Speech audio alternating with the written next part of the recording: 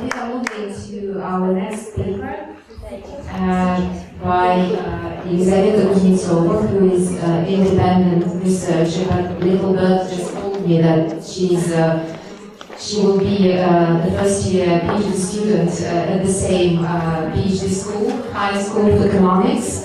Elizaveta, did her MA in Fashion Studies at the Moscow School of Social Economic Science. She's also a member of Mendel Research Lab, which we will talk about a bit later.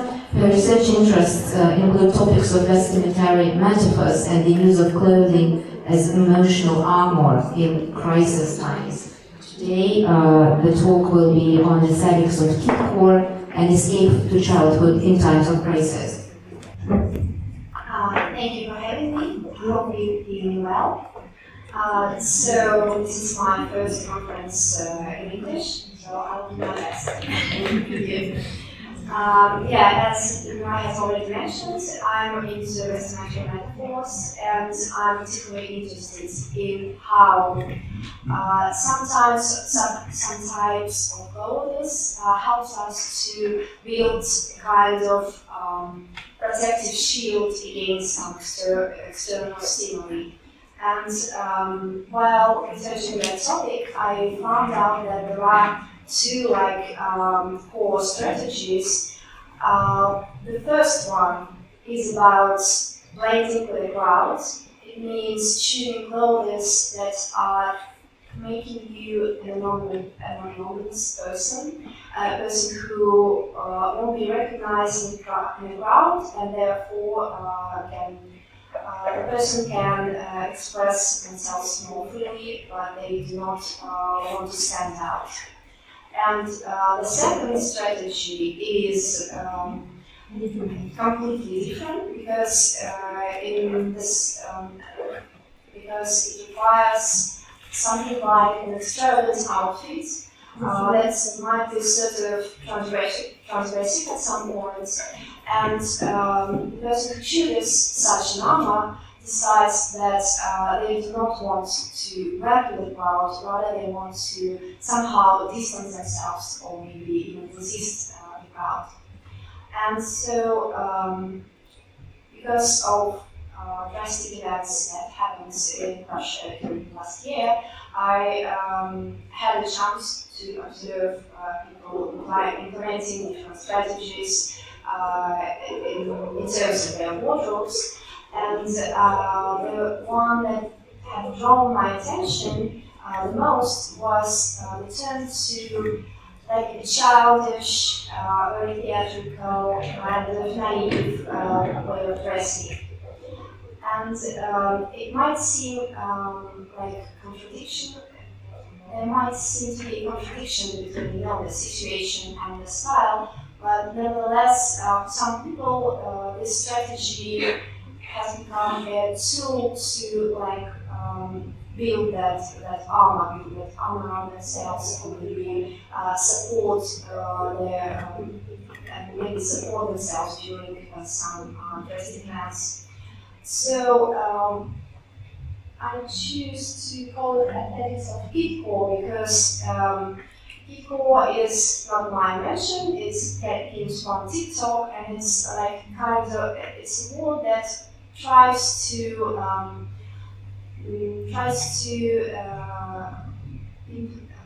that is about childish style of dressing, such something like vibrant colors, bright clothing, something naive, and there are no non-specific boundaries because all modern styles, it can be understood by different people differently. And I try just to summarize some core trends and core features of this. And it is, I guess it's a very postmodern phenomenon when adults dress in such a way, because during the 20th century, this social construct of adult has been revised, deconstructed, and so on. In the 20th century appeared a social class, class. Maybe we could say that it's called teenagers, and we started to talk about adolescence and those in-between years. And therefore, it is a common phenomenon that today people, the age of adolescence have prolonged. Our lives have also prolonged. But anyway, in Russia, the choice to dress in childish way is still kind of not accepted. For women, it is more or less common, but anyway, they can be treated immature because of their style of dressing. And I'm not even talking about men because some information of the style might be considered gay and be claimed by other people who stick to homophobic views. So that's why it was interesting for me that nevertheless Russians have chosen this strategy to cope with emotional, something like emotional trauma that was received during the past year. And I must say that in order to do that, I not only observed the Russian community, but I also did some in-depth interviews. I questioned my friends, colleagues, and even people that I don't know about their style and how it changed throughout the year. And the questions I posed were connected to how your style have changed during the year. Did you feel that you, at some point, you stick to bright colors, like any way of dressing? You've chosen something like extensive jewelry and so on. I need to make a remark that it was not a common trend, because only like 20% of my respondents answered that they have experienced such turn to kidcore and this aesthetic. And I wanted to understand what was the motivation behind that. Why did it help them? Why did they decide at some point that it would be necessary for them to dress that way? And I also noticed that kidcore appears in some collections of Russian designers and also European and Ukrainian ones. And for me, like the core features of this childish turn, I would say, it reflected in the collection that Ruslan Ravinsky did for aula. And this collection is about memories of childhood, memories of like playing in your bedroom, in your hometown, dressing up silly, imagining some costumes, and you can see that the head is made of like a duvet or something like that. So on the one hand, it is very naive and very simple. On the other hand, in modern context, it is receptive quite differently.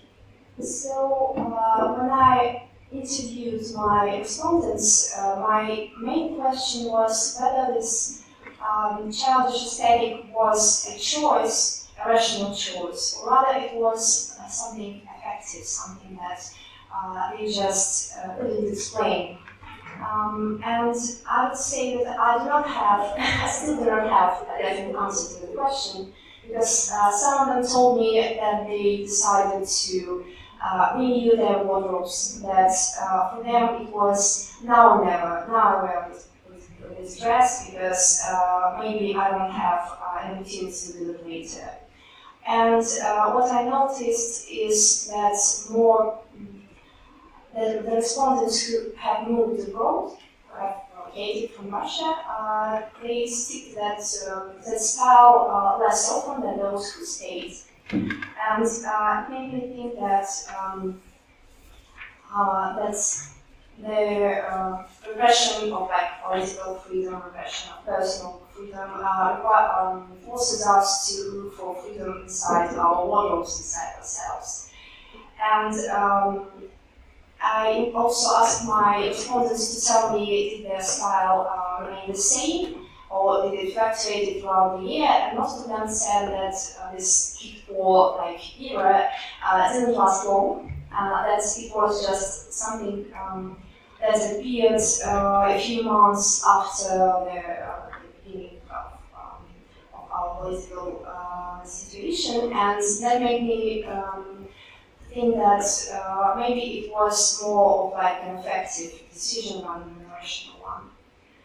And I also noticed that some of them were surprised with the way that the situation that they found themselves in, a situation where they decided to dress fancy or naive or very bright, because for some of them dark clothes were a common way of dressing, and that is why they didn't.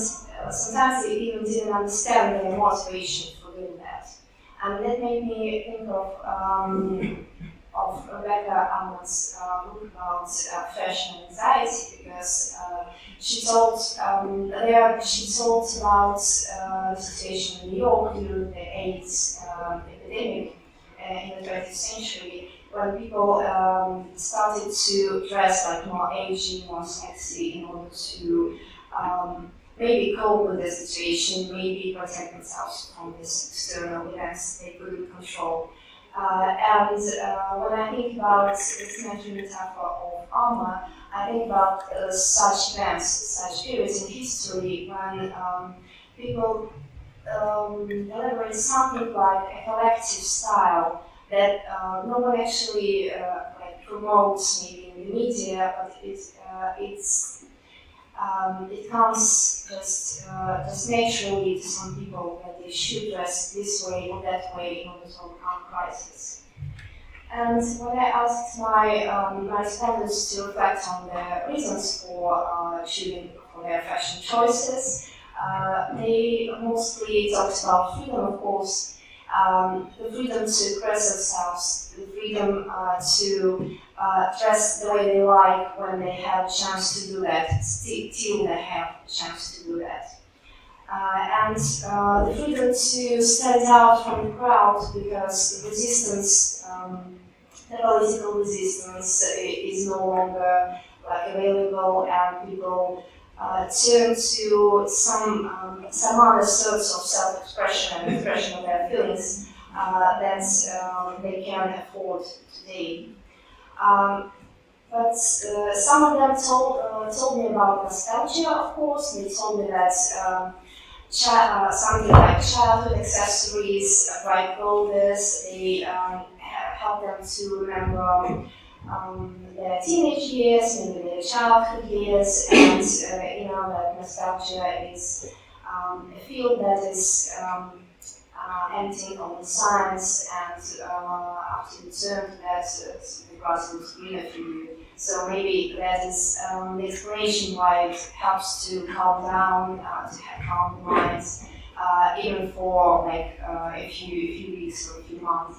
But nostalgia wasn't the only motivation for childish and fashion choices, because one of my respondents, she made quite a unique remark that she felt like a poisonous animal that is very vibrant colors in nature. The poisonous animals sometimes they are very bright, like red frogs and so on.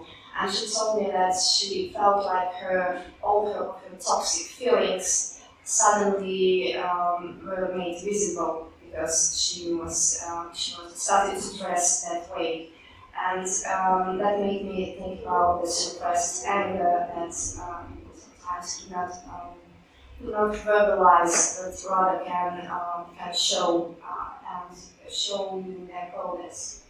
And another aspect, another factor that you should consider is gender, because I didn't have a lot of male respondents, It happens every time I try to question my friends.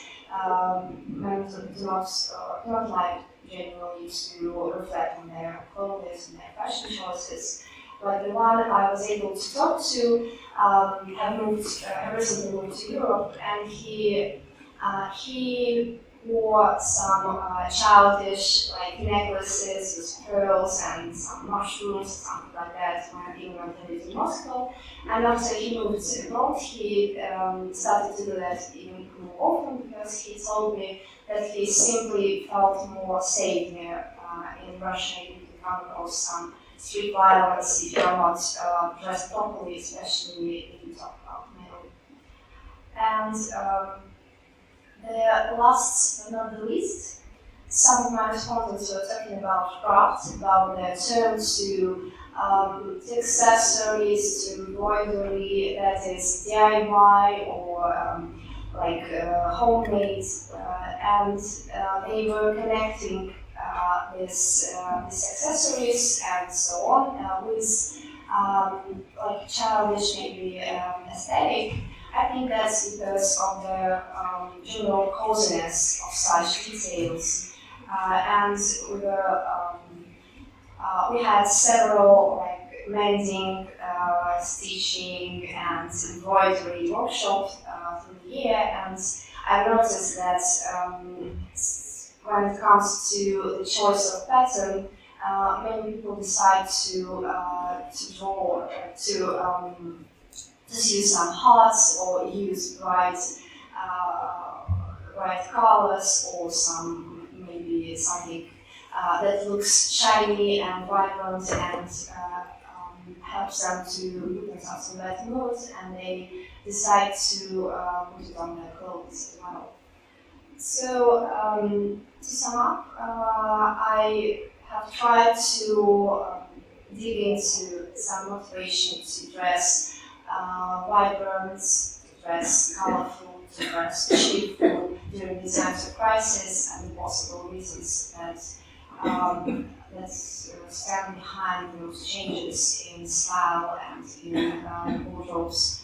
And what I focused on the most is nostalgia and suppressed aggression. I guess it's the situation that we found ourselves helped us to understand how we can,